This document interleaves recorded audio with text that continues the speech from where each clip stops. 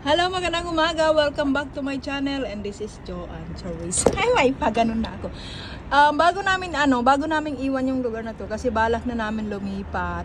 Baka last week ng November or baka first week ng December, ganyan. Gagawin ko muna to ng video, short video itong bundok na ito. Ito.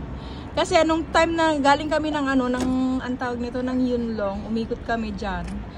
Tapos nilabas namin is tulay. Kasi yung dito sa banda dito is tulay na yan. Mga tulay papunta ng ng Laichikok. Yun papunta na ng Central yan. Tapos may mga diyan, may mga tulay diyan. Tapos umiikot kami mula dito dun sa palibot diyan. Umikot kami dito, umikot kami para lumabas kami diyan sa may kalsada na yan. Kasi papunta na yan sa amin. Tapos dun ko nakita na yung bungad pala na yung itong tunnel pala itong bundok pala na ito is may bungad diyan na may tunnel. Tunnel pala yung sa ilalim niyan. Hindi mo aakalain na tunnel yan. Ganun. Yun pala yun.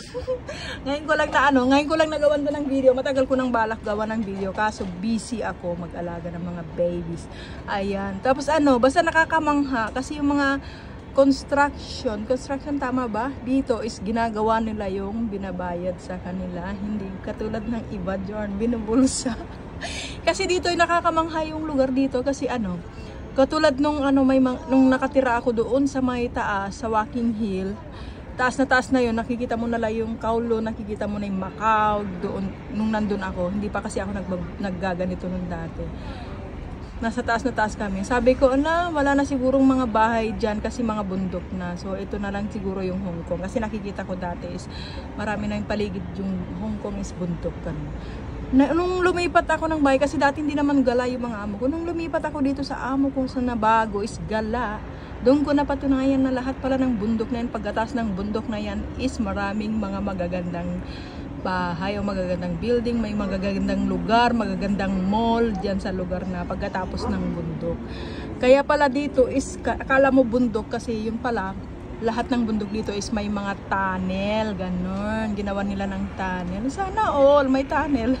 Oo, ganun nga dito sa Hong Kong. Kaya dito nakakamanghang yung mga lugar dito. Basta ang ganda pala talaga ng Hong Kong. Ang ganda. The best pala talaga yung mga paano ba? Hindi ko alam eh. Kaya basta maganda talaga yung mga dito paligid. Yun lang ang gusto kong i-share sa inyo. Magandang umaga. Salamat sa panonood. Sa mga hindi pa nag-subscribe, subscribe na para mapanood yung mga kalokohan ko dito. Charis. Bye-bye! Ito yung building namin. Ay, building nila pala. Charis. Dito ako nakatira. Ganun ba?